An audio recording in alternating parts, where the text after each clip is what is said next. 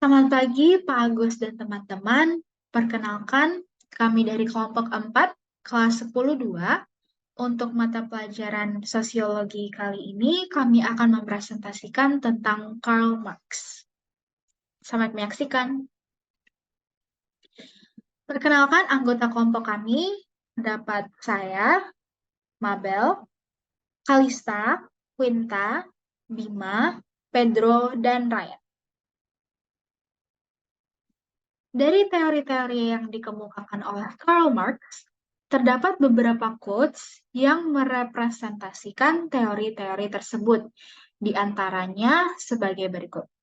Yang pertama, modal adalah tenaga kerja mati, yang seperti vampir, hidup hanya dengan menghisap tenaga kerja hidup, dan hidup semakin banyak tenaga kerja yang dihisap.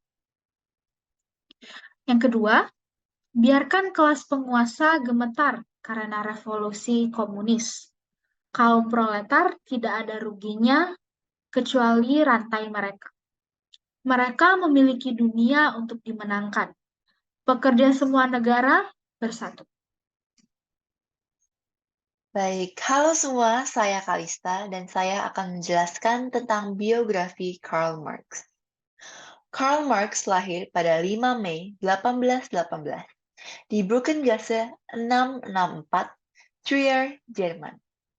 Ia meninggal pada tanggal 14 Maret 1883 pada usia 64 tahun di London, Inggris, Britania Raya. Karl Marx merupakan anak dari pasangan Heinrich Marx dan Henriette Pressburg. Ia merupakan anak ketiga dari 9 bersaudara, dengan saudara bernama Louis Jutta, Emil Conradi, Hermann Marx, Maurits David Marx, Sophia Marx, Caroline Marx, Edward Marx, dan juga Henriette Marx. Pada suatu titik di hidupnya, ia menikah dan berkeluarga dengan Jenny von Westphalen.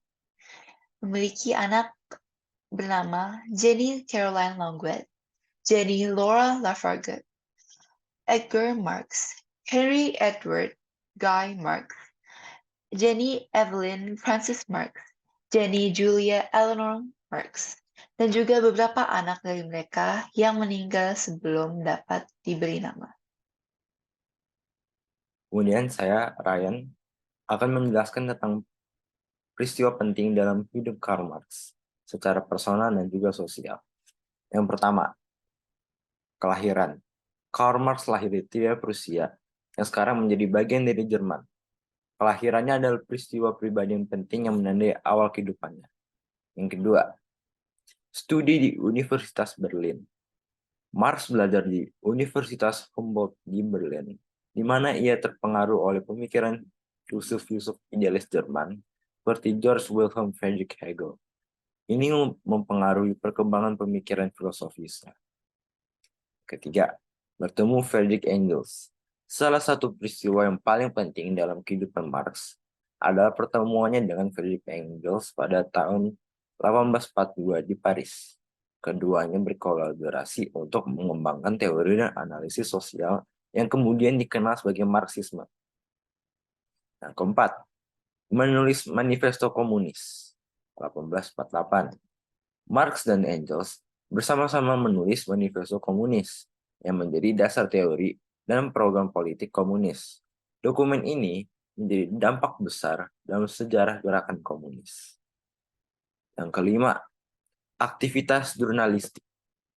Marx juga aktif sebagai jurnalis dan penyunting di berbagai surat kabar dan majalah radikal.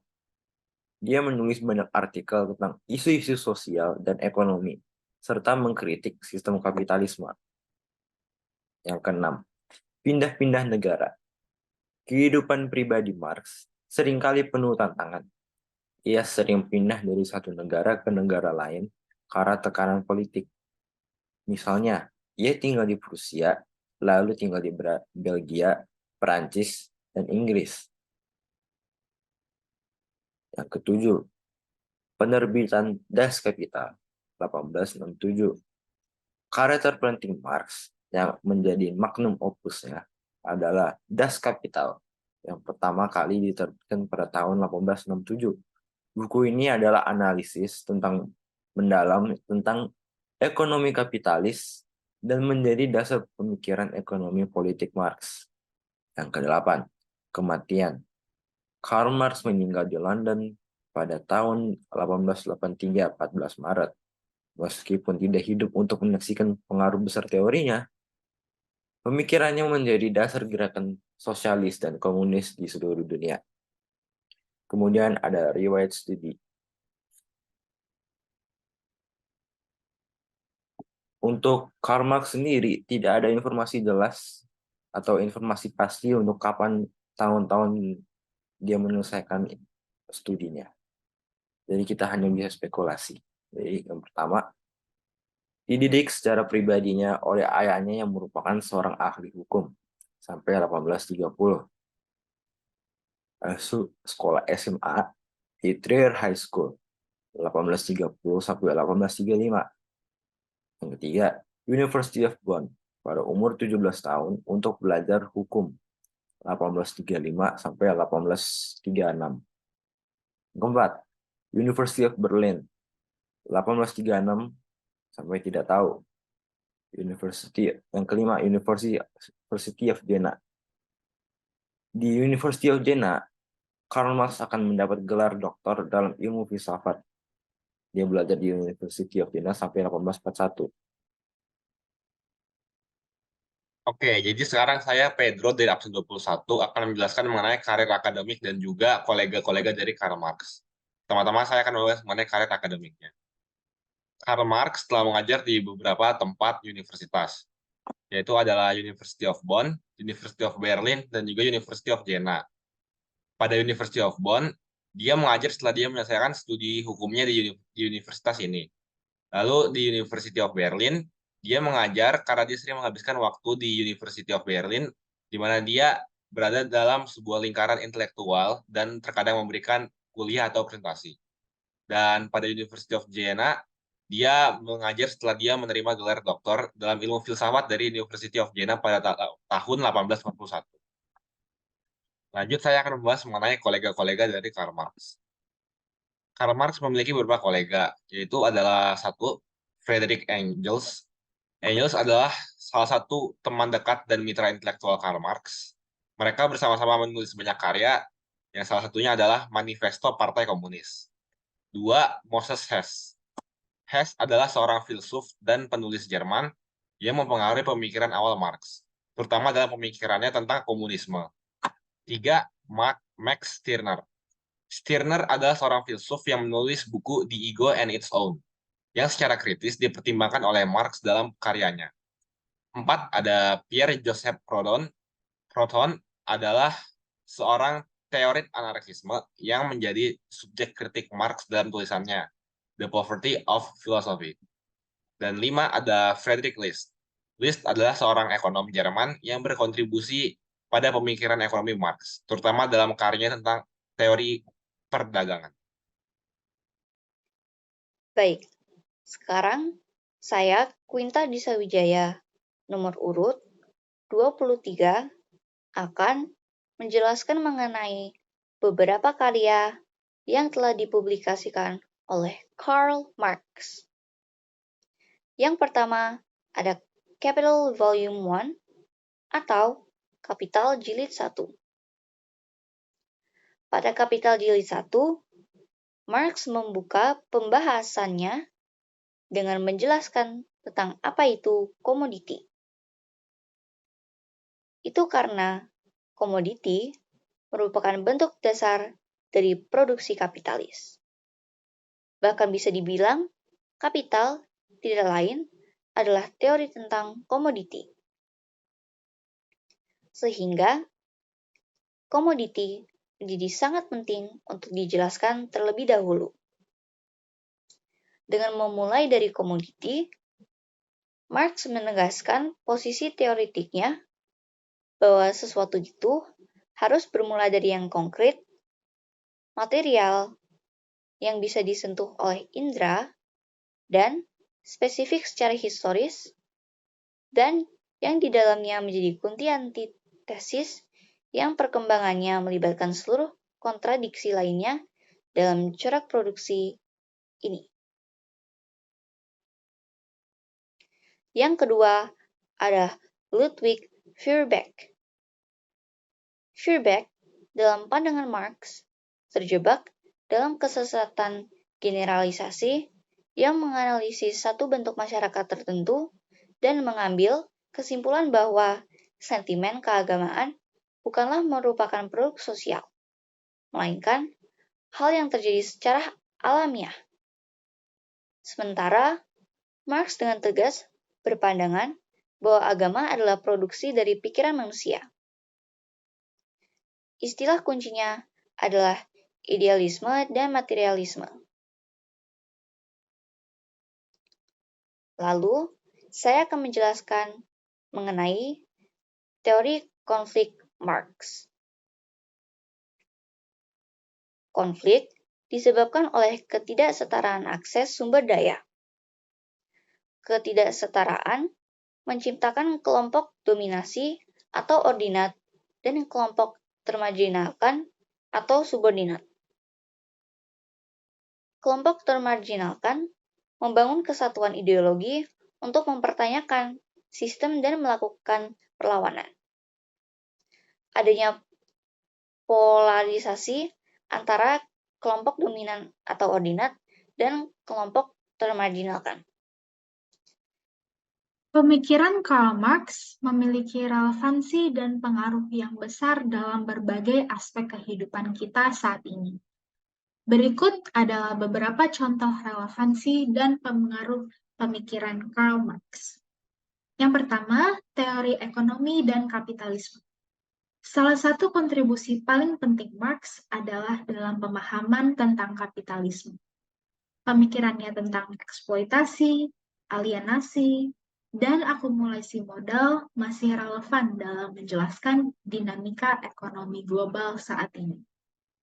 Yang kedua, ketidaksetaraan sosial. Marx membahas ketidaksetaraan sosial yang mendasar dalam masyarakat kapitalis. Pemikirannya tentang ketidaksetaraan pendapatan, harta, dan kekuasaan masih berbicara tentang ketidaksetaraan yang ada di dunia saat ini. Yang ketiga, pemahaman kelas sosial. Marx memperkenalkan konsep kelompok-kelompok sosial dan pertentangan kelas. Analisis kelas ini masih digunakan untuk memahami pergeseran sosial, politik, dan ekonomi. Yang keempat, politik dan revolusi.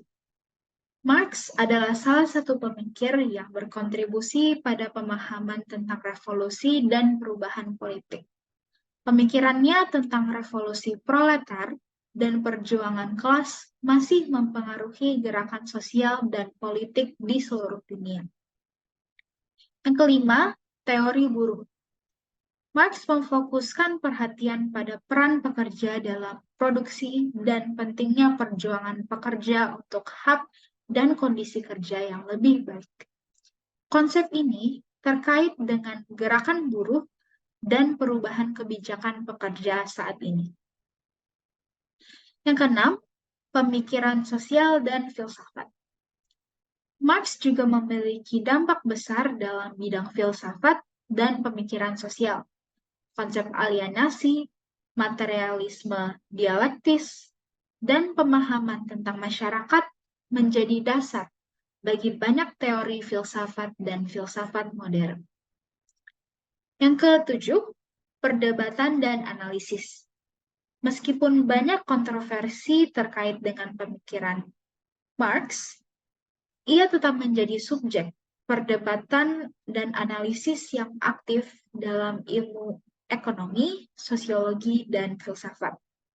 Karya-karyanya tetap menjadi bahan bacaan yang penting dalam kurikulum akademis.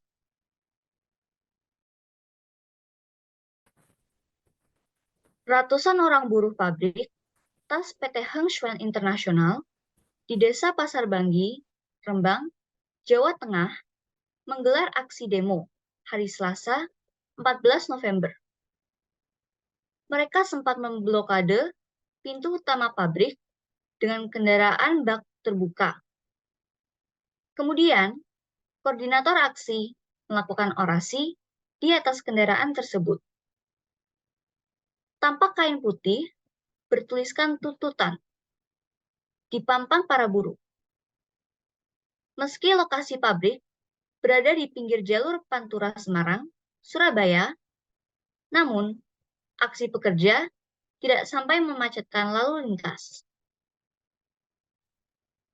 Baik pemirsa, hari ini saya sedang bersama koordinator aksi, Pak Bara. Selamat siang, Pak Bara. Ya, selamat siang. Baik, Pak. Terkait dengan aksi demo buruh pabrik tas PT Hengshuan International tadi, apa yang Bapak dan rekan-rekan tuntut dari aksi tersebut? Dua kata, peraturan perusahaan harus segera disahkan. Kalau tidak ada PP, terus perusahaan ini akan mengambil kebijakan apa? Atas dasar apa? Kan peraturan perusahaan kan mengacu undang-undang. PP perusahaan ini belum disahkan, berarti perusahaan ini masih legal. Baik, Pak.